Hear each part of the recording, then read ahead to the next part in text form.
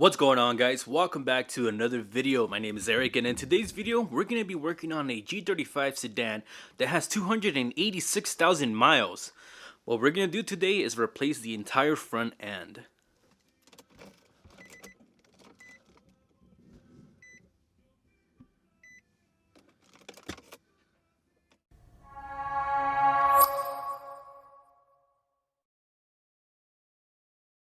So even though this vehicle has 286,000 miles, it does run and drive pretty much like new, with the exception of the front end suspension that is pretty worn out.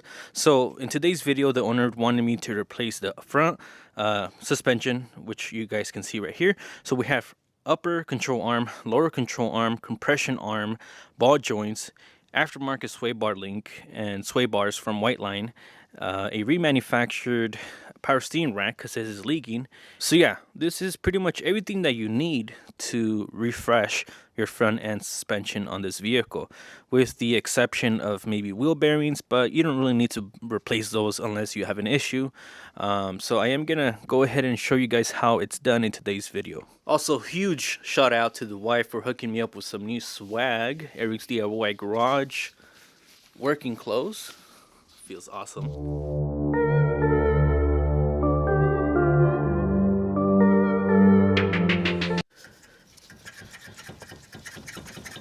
That is the lower control arm. This upper ball joint looks like it's shot. The bushings are worn out. There's just a lot of play in the suspension, especially when you're turning. We have a power steering rack leak. Compression arms are also worn. The bushing in there has a crack in it. It's hard to see, but it is worn, so we're gonna replace that as well. Lower ball joints are destroyed. Outer tie rods are also destroyed.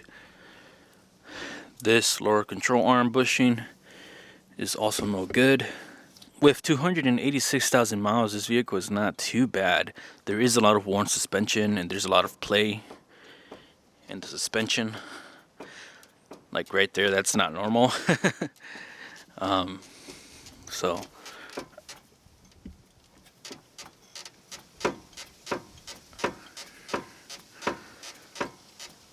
it goes to show that if you take care of your vehicle, it will last you a long time. This vehicle is proof of that. It has 286,000 miles, and aside from, a few leaks and worn suspension parts, it runs and drives like a champ. So we're gonna go ahead and bring this back to OEM Plus. We're gonna replace all the worn suspension components so that it drives much better and hopefully continues to climb up in mileage. Since I'm gonna be doing a ton of suspension work, for me it doesn't really matter what component I remove out of the way first. But I am going to show you guys how to remove this guy out of the way. There is two 17mm nuts holding down this lower control arm to the shock and the sway bar end link. Use an impact or a breaker bar to get these guys off. And it might spin, so get a ratchet or something on the other side to hold it in place.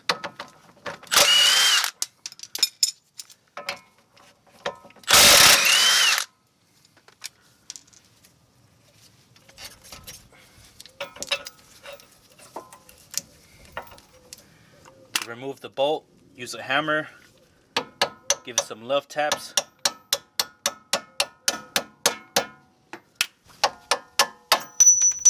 There you go. If you were just replacing your ball joint, this is as far as you want to go. You want to turn your wheel to the right so that it's facing you. Remove the cotter pin and remove the nut on the ball joint. This should be, I believe, a 19 or a 22mm.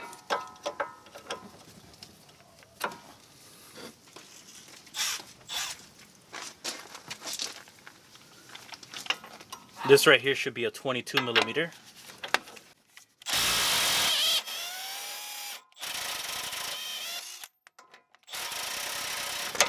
Yours might get a little stuck like this.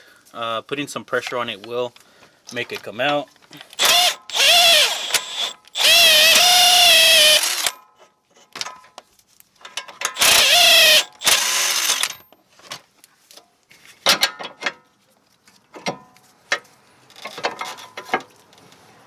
Now the next thing you want to do is remove this cone on the original ball joint.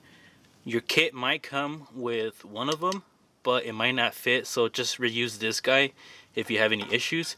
To get it off, use a flathead and a hammer to pry it off while the ball joint is still installed. It should just pop out like that. It's not on there too tight, but you do want to make sure to reuse this. Next, you want to make sure to remove the snap ring from the bottom of the ball joint. So get some snap ring pliers, remove that, and then we'll go ahead and start removing the ball joint. Next, make sure that you rent a ball joint press set similar to this so that we can remove the old ball joint and install our new ball joint. I'm going to go ahead and do that now. I just want to quickly add that that ball joint separator tool that I used completely sucked. So I would strongly recommend for you to look for this ball joint separator tool. It worked out much better and it made everything a lot easier. This ball joint press set kind of sucks because it's already kind of mangled. So I couldn't really do it by hand. I'm going to use my impact and try to get this guy off. You might have to jack it up like how I did it here, just so that you have enough space to kind of put your tool underneath there. Gonna go ahead and give this a try. Hopefully it comes out.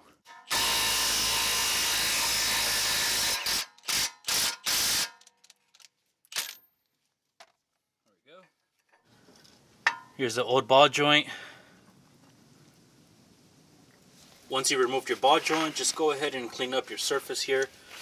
Make sure everything is dirt free, or at least as close as you can. Get your new ball joint. Make sure that this guy fits on there nicely. If it doesn't, reuse your original one that came with your vehicle. Now we're going to do the opposite to install it. So instead of having this on the bottom, we're going to turn it around and install it from the top and press it in. Your ball joint will slide in just a little bit to get it started. Now you want to make sure that when you are pressing this in, that it's going in straight. But for the most part, if it went in there, it should go down there straight. You shouldn't have any issues. So now that I got the ball joint in, I'm going to remove the lower control arm and the compression arm. And I'm also going to remove the sway bar out of the way.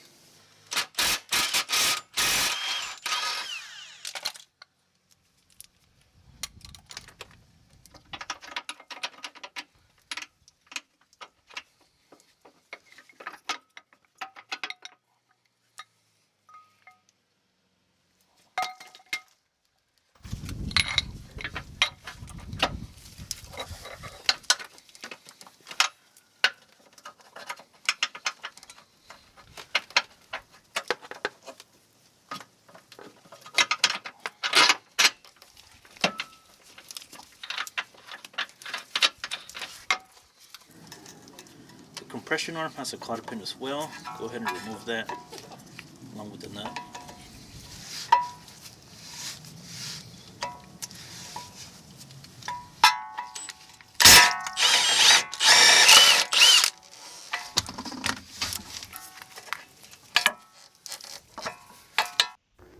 If you have a G35 coupe, you're gonna have a bigger brace holding down your compression arm, but the bolts are gonna be the same.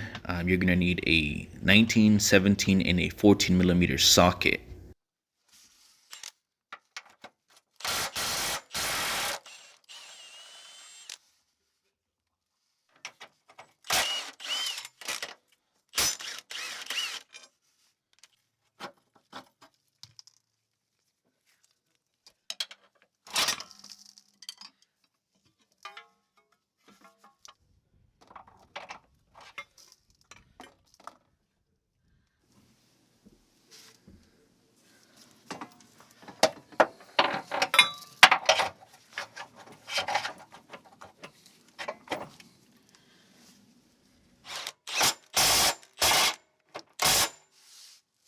So I have the compression arm installed. Now I'm going to remove the OEM sway bar and install the white line sway bar with end links.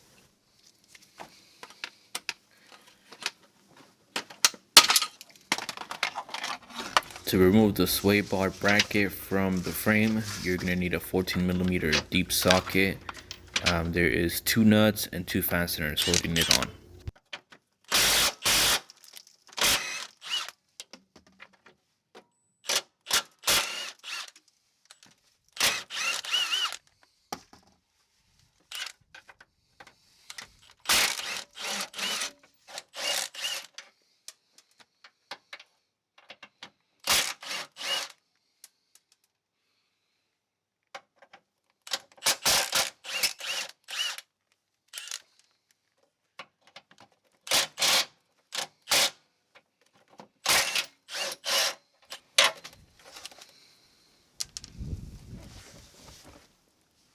This is a side comparison between the white line sway bar and the OEM sway bar. OEM sway bar, very light. White line sway bar, much beefier, heavier. This is going to be better overall for less body roll.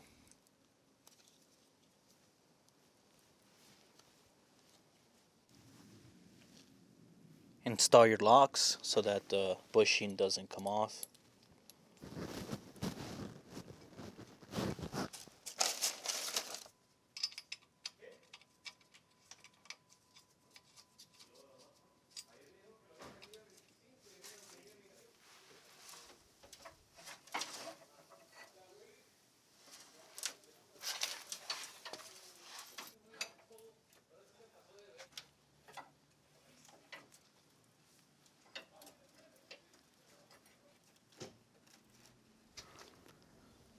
So I have the sway bar semi-installed. I'm gonna go ahead and remove the upper control arm. There is a cotter pin here with a 17mm nut.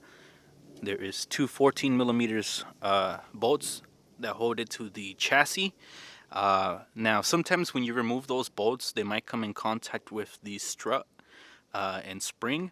So I'm gonna go ahead and just remove the spring out of the way because it's gonna make it a lot easier for me to reinstall this guy.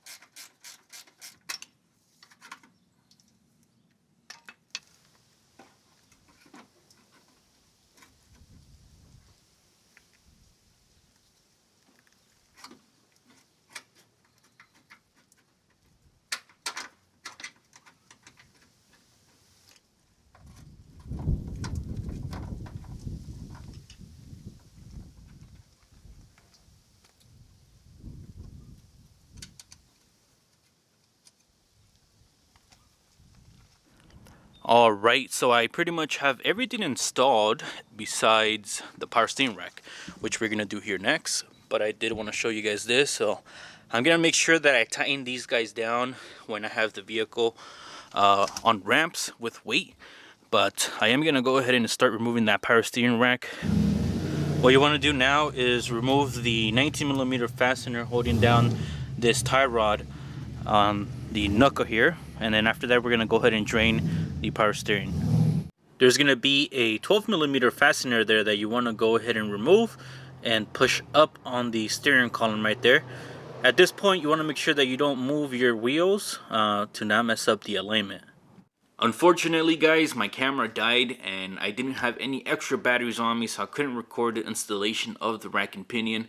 However, I did get it on, and I have been working on this particular vehicle a few times. He's kind of like my little customer now, so I have done a few installs on his car, and I've gotten the chance to drive it around, and it feels amazing, guys. It does not feel like it has 286,000 miles, and I hope he can make it to 300 plus on his car. And that's what I'm all about, guys. I'm all about helping you guys out, installing parts for the community. Next time you guys see a G35 with high mileage, it doesn't always necessarily mean that it's gonna blow up one day. As long as you maintain the oil and don't beat on it constantly, it should last you a long time, just like how we have on his car. He's almost at 300,000 miles, and I think for the money that he bought that car. I think that was a steal. So this is gonna wrap up the video. If you found it entertaining and useful, don't forget to give it a thumbs up, consider subscribing, and comment down below what you guys think is the next thing that we need to do to that car. I think we're gonna be doing a coilover install on it eventually, so stay tuned for more G35 content coming your way. Again, don't forget to like, comment, and subscribe, and I'll see you guys all in the next video. Peace out.